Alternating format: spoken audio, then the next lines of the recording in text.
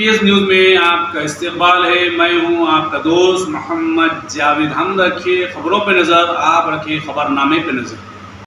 بلدی حلقہ رین بازار میں آج مقامی رکن اسمبلی و شریک معتمد مجلس اتحاد المسلمین جناب محمد مشرف حاجی صاحب کی نمائندگی میں 8 کروڑ 75 لاکھ کے ترقیاتی کاموں کا آج اختتام عمل میں لایا گیا ہے. اس میں strong water drain, cement road, restoration of cement road, box type نالا، جو مختلف محلے جات میں رین بازار کے بلدی ڈویژن میں گلیوں میں علاقوں میں آج 8 کروڑ 69 لاکھ کی ترقیاتی کاموں کا افتتاح ہوا. اور مجھے امید ہے کہ انشاءاللہ تعالیٰ ایک 3-4 دن کے اندر یہ نئے کام کا آغاز ہو جائے گا اور انشاءاللہ تعالیٰ جلد سے جلد ان کاموں کو مکمل کیا جائے گا.